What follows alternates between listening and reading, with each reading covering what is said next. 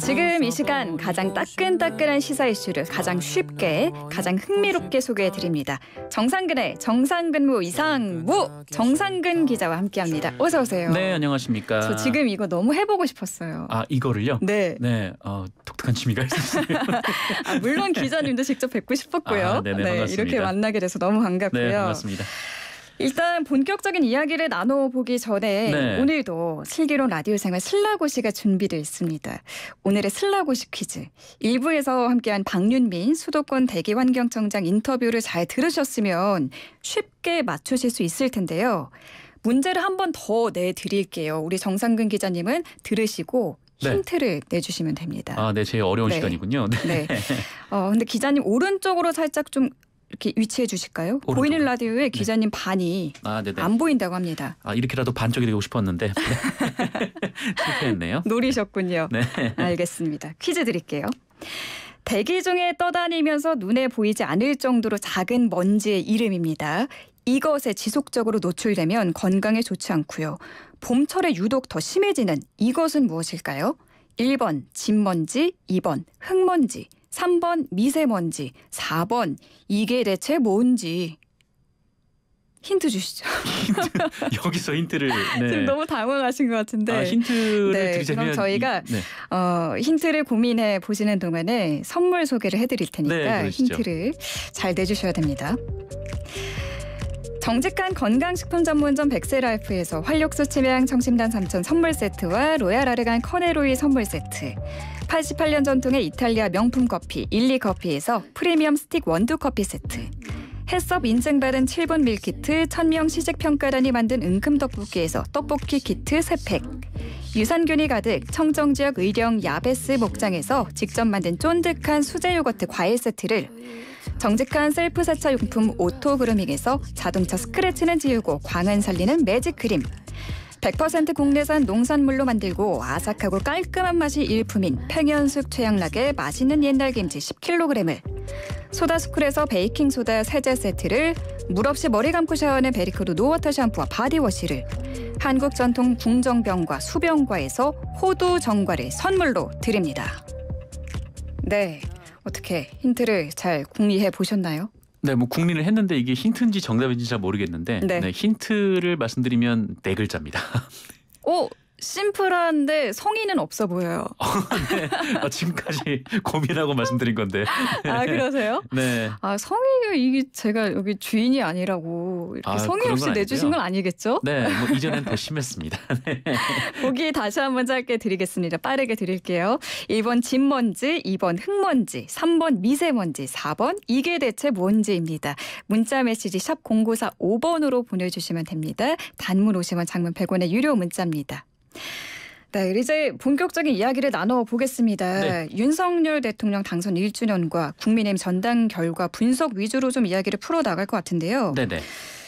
오늘이 윤석열 대통령이 대선 승리한 지 1주년 되는 날이더라고요. 일단 윤 대통령은 별다른 이벤트 없이 지나가기로 했는데 여야는 어떤 평가와 입장을 내놨어요? 이렇다 할 논평은 아직 나오진 않은 것 같더라고요. 근데 다만 기존에 나왔던 얘기들을 좀 종합해 보면은 양당의 입장은 완전히 상반된 것 같습니다. 국민의힘은 지속적으로 지난 1년간의 키워드로 이제 복원을 얘기를 하고 있는데요. 이 문재인 정부 5년간 발생했던 여러 문제들이 복원되기 시작했다라는 것이 국민의힘의 기본적인 입장인 것 같습니다. 네. 소득주도 성장으로 인해 경제 위기가 발생을 했고 이를 극복하는 과정이고 또 망가진 한일 관계나 한미 동맹도 복원했다라는 입장으로 보이고요. 네. 민주당의 키워드는 퇴행입니다. 검찰 권력이 비대해지면서 사실상 이제 검찰 독재로 또 민주주의가 퇴행했고 또 경제 지표가 2018년 이전으로 빠르게 퇴행하고 있다라는 좀 기본적인 입장을 갖고 있는 것 같습니다. 알겠습니다. 그럼 기자님은 또 정치 전문 기자로서 이렇게 보셨을 때 윤석열 대통령 당선 1년 어떻습니까? 지난 1년을 보면은 좀 검치라는 말로 좀 분석을 할 수 있을 것 검치요. 같습니다. 네, 최초의 검사 출신 대통령이지만 대통령이 된 이상 정치의 영역으로 들어오신 건데 지난 1년은 좀 검사의 방식으로 좀 대한민국이 운영이 된 거 아닌가라는 좀 생각이 좀 들었고요.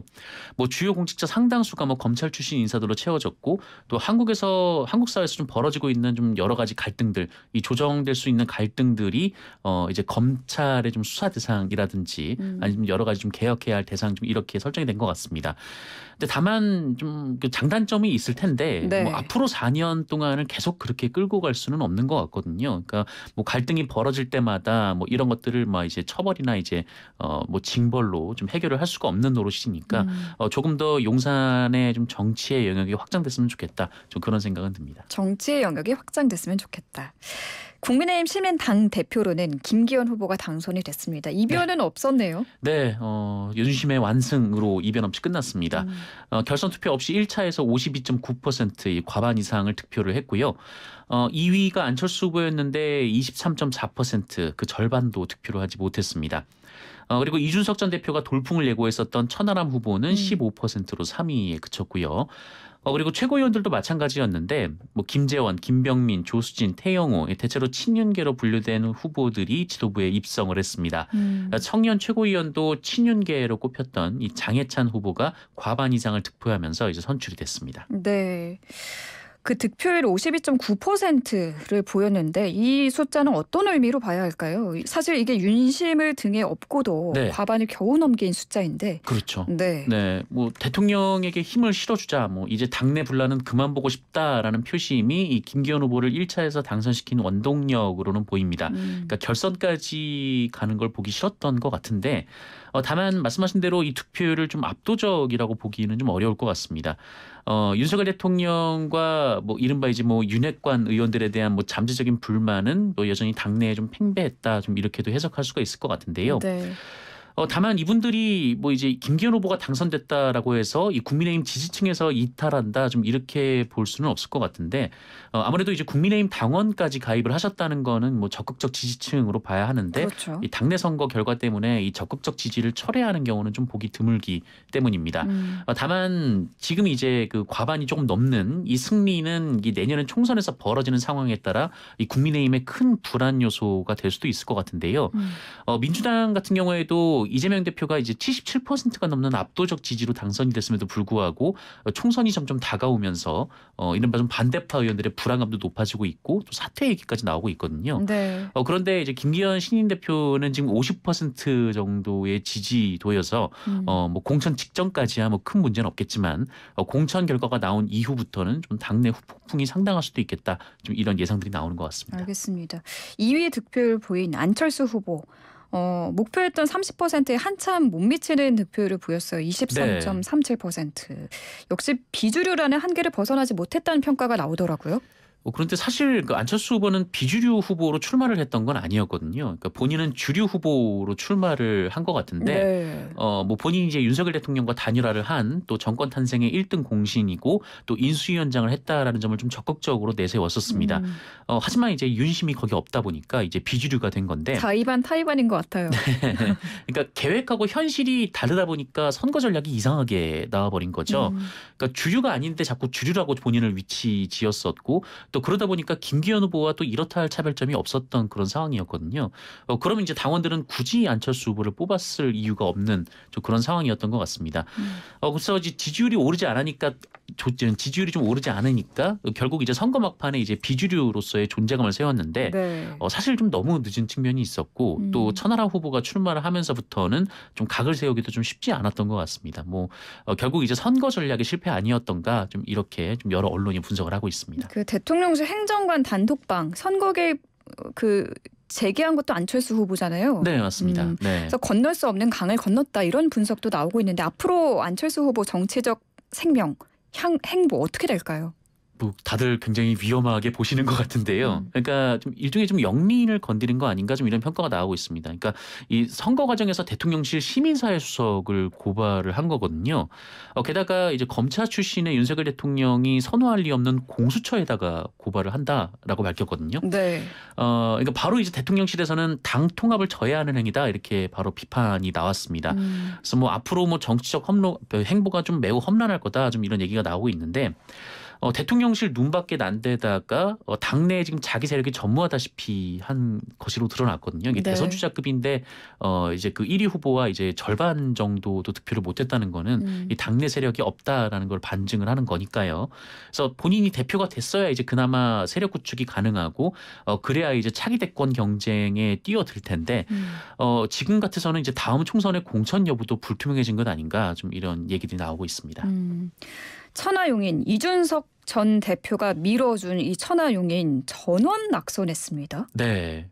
그렇습니다. 사실 저는 오히려 그 이준석 대표의 지원 사격이 천하람 후보의 선거를 좀 방해한 것 아닌가 좀 오히려. 이렇게 보고 있는데 이 국민의힘 내부에서는 좀 이준석 전 대표에 대한 트라우마가 있다라고 하더라고요. 뭐 물론 이제 윤석열 대통령의 뭐 내부 총질이라는 당 대표 뭐 이런 메시지도 뭐 좋게 보시진 않지만 그렇다고 좀 날선 언어, 약간 좀 조롱에 가까운 언어로 좀 내부를 비판하는 이 당 대표도 좋게 보진 않으셨던 것 같습니다. 그런데 이제 계속해서 이제 자신을 이제 천하용인의 좀 리더격으로 좀 세우면서 이 날선 언어를 사용해서 좀 언론 노출에 본인이 적극적으로 나섰거든요.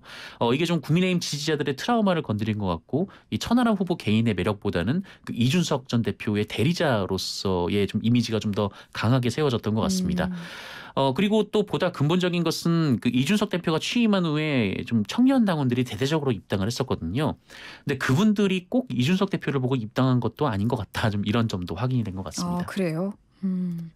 어쨌든 그 당심은 아무리 이전 대표의 지원 사격이 있었음에도 좀 안정을 택했다. 이렇게 봐도 무방할까요? 네, 뭐 그렇게 봐도 좀 무방할 것 같습니다. 어쨌든 뭐 김기현 후보가 이제 윤심을 이제 적극적으로 내세웠었고, 이제 뭐 당내에서 뭐 여러 가지 좀 갈등 상황이 있는 상황에서 좀 아무래도 대통령의 좀 의중을 좀 이렇게 국민의힘 당원들 입장에서는 좀 안정적으로 유지를 하는 게 가장 좀 중요했던 선택이었던 것 같습니다.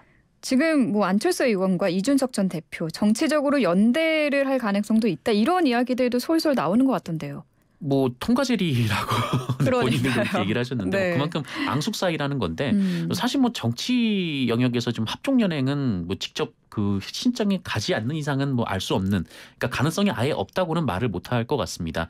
근데 다만 그 연대가 파괴력이 있을까라고 생각을 해보면은 그 가능성은 좀 회의적으로 보시는 분들이 많은 것 같아요. 파괴력이요? 네, 그러니까 물론 뭐 안철수 후보와 천하람 후보의 표를 합하면 그래도 40%에 육박하는 건 사실입니다만, 네. 지금 이제 힘의 균형추가 더욱더 신임 당 대표로 쏠리게 될 텐데 안철수 의원과 이준석 전 대표가 이제 큰 영향력을 당내에서 발휘할 가능성은 점점 낮아지는 그런 상황인 것 같고요.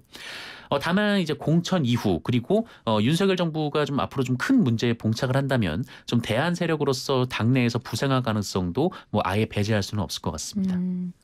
이번 전당대회에서는 윤석열 대통령도 직접 참석을 했는데 네. 대통령으로는 7년 만에 전당대회 참석이라고 하더라고요. 뭐 직전 뭐 대통령실의 선거 개입 논란도 있고 시끌시끌했는데 어떤 메시지가 나왔어요? 뭐 윤석열 대통령은 뭐 가장 언론이 주목했던 대목은 이 부분인 것 같습니다. 뭐 나라의 위기 그리고 당의 위기를 정치적 기회로 악용하면 절대 안 된다 이런 얘기를 했는데 네. 사실상 이제 그 비윤계 후보들을 겨냥한 얘기라고 언론은 해석을 하고 있고요. 실제로 그렇게 해석이 되는 게 이 나라의 위기라고만 언급을 했다면 뭐 민주당을 비판한 거다 뭐 이런 해석도 나왔을 것 같은데 당의 위기라고 해버렸기 때문에 네, 이제 비윤계를 뭐 지목한 거 아니냐 좀 이런 해석이 설득력을 얻고 있는 것 같습니다. 네. 어쨌든 지금 전당대회 결과를 보면은 뭐 대표부터 최고위원까지 친윤계 성향 인사가 다 당선이 됐거든요. 네. 당심은 결국 윤심이다. 뭐 이런 이야기도 많이 나오고 이번 전당대회는 또 당대표를 뽑는 투표가 아니라 단순히 대통령을 지키는 투표 이런 인식도 있었던 것 같은데 어떻게 보세요? 네, 뭐 그렇게 다 나왔던 것 같은데요. 뭐 어쨌든 김기현 후보가 이 적극적으로 윤심에 대해서 얘기를 했고 또 이런저런 논란 속에도 불구하고 어쨌든 1차에서 뭐 김기현 후보가 이제 결선까지 가지도 않고 이제 그 과반 이상을 얻어서 당선이 됐다라는 것은 뭐 대통령에게 좀 힘을 실어줘야 된다라는 당내 의사가 좀 많이 반영이 된 것으로 보입니다.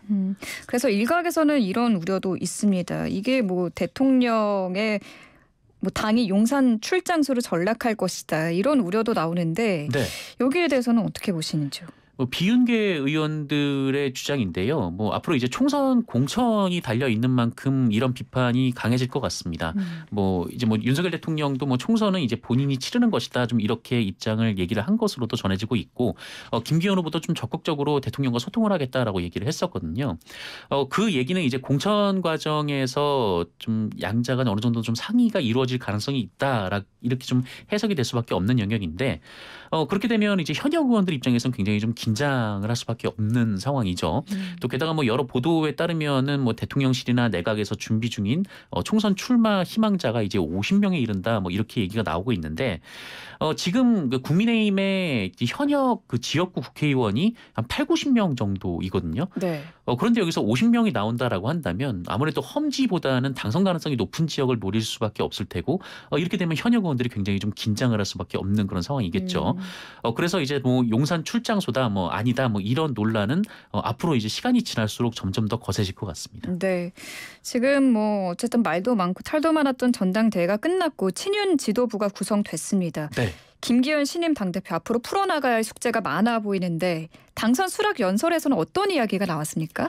뭐 당선 수락 연설에서는 뭐 방점이 이 통합과 협치에 찍혀 있었습니다. 워낙 뭐 선거 전이 치열했고 뭐 네거티브도 상당했기 때문에 뭐 당 대표로서는 뭐 수습에 나설 수밖에 없는 상황이고요. 그리고 또 그렇게 좀 비판을 김기현 후보가 많이 해왔는데 그 이재명 대표에 대해서도 이제 내일이라도 만날 것이다. 그러니까 오늘이라도 만날 것이다. 좀 이렇게 얘기를 했습니다. 그리고 이제 주요 당직자 인선에 대해서는 뭐 연대, 포용, 탕평을 기본 원칙으로 할 것이다. 좀 이런 입장을 밝히기도 했습니다. 네. 김기현 후보 이제는 신임 당 대표죠. 네. 개인적으로 풀어야 될 문제도 있잖아요. 울산 부동산 땅 투기 의혹도 있고. 네. 여기에 대해서 제2의 대장동이 될 수도 있고 사법 리스크가 계속해서 좀 남아 있을 것 같은데 어떻게 풀어나갈까요? 뭐 사실 그 부분은 수사가 이루어지지 않으면은 뭐 이렇게 정확하게 국민들이 실체를 파악하기 좀 어려운 부분이긴 하죠. 근데 다만 민주당 입장에서는 좀 호재일 것 같습니다. 그러니까 이 대장동 공세를 국민의힘이 이어왔는데 이 민주당에서는 이제부터 뭐 그럼 김기현은 이렇게 질문만 던지면은 이 얘기가 네 끝날 수밖에 없는 그런 상황이 되거든요. 네. 그러니까 사실 지금 이재명 대표의 피의 사실이 계속해서 언론에 실시간으로 보도가 되고 있고 또 관련 뉴스가 쏟아짐에도 불구하고 이 검찰 수사가 부당하다라는 여론조사 결과도 상당히 좀 높은 편입니다. 그러니까 이게 계속 40%가 넘는 그런 결과가 나오고 있는데 그 이유는 사실 이제 김건희 여사 수사 때문으로 보여지거든요. 여기에 이제 김기현 대표권도 좀 역할을 하지 않을까 좀 민주당에서는 그렇게 보고 있을 것 같습니다. 이것도 궁금합니다. 안철수, 이준석계의 앞날 어떻게 될까요? 전망을 해주신다면요. 글쎄요. 좀 깜깜한 상황이지 않을까라는 생각이 좀 드는데 뭐 안철수 의원도 그렇고 뭐 이준석 전 대표도 그렇고 좀 앞으로 이제 총선에서 본인의 좀 정치적 영향력을 좀 확보를 하고 좀 부활을 해야 할 텐데 지금으로서는 좀 쉽지 않아 보이는 거는 사실인 것 같습니다. 뭐 어쨌든 이제 결선 투표까지 갔고 어느 정도 좀 굉장히 좀 위협적인 표 결과를 보였으면은 모르겠는데 어쨌든 안철수 후보가 이제 30%도 안 나온 상황이고 또 이준석 대표는 지도부에 한 명도 입성시키지 못한 네. 그런 상황이거든요. 그러다 보니까 좀 전망이 좀 밝아 보이진 않습니다. 안철수 의원, 이준석 전 대표 결국 그 국민의힘 당내에 잘 안착하는 게 실패했다 이렇게 보여지는데 그래서 결국은 총선을 앞두고 신당 창당을 할 것이다라는 전망도 나오거든요. 그런데 이 가능성은 네, 그 이준석 전 대표나 안철수 의원 같은 경우에 모두 다 밖에서 이제 3당을 만들어 본 경험이 있거든요. 그런데 성공하지 못했습니다, 사실. 그러니까 안철수 의원 같은 경우에는 이전에 이제 국민의당을 만들었을 때 호남에서 어느 정도 돌풍을 일으키긴 했습니다만 결국 이제 당이 와해가 된 상황이고 그리고 대선 주자로서 본인을 생각을 하고 있기 때문에 이 대선 주자로서 제3당 후보의 한계를 분명히 느끼고 있을 거거든요. 네. 그러다 보니까 뭐 지금 이제 안철수 의원도 이 당내에서 계속 남아서 뭐 이제 활동을 하겠다라고 얘기를 했었고 좀 이렇게 당을 깨고 나가는 건 좀 쉽지 않은 상황인 것 같습니다. 네. 오늘 정말 나눌 이야기가 많은데 시간이 어느새 이렇게 돼서 네네. 4615번님이 힌트 대체 이게 뭔지 라고 하셨고요. 네, 좀 이런 말씀 좀 그렇습니다만 그 문제부터 대체 이게 뭔지는 밖에 제작진이 지금 생각이 좀 드네요. 알겠습니다. 정상근 기자님이 오늘은 슬라고시 정답을 시원하게 외쳐주시고 마무리할까요? 네, 정답은 미세먼지입니다. 네, 정답 미세먼지였습니다. 7677번님 서해안 고속도로 지금 정말 뿌였네요 라고 문자 많이 주고 계십니다. 정상근 기자님은 여기서 인사하고 보내드리고요. 네. 네, 이어서 방송하겠습니다. 네, 고맙습니다. 네, 수고하셨습니다.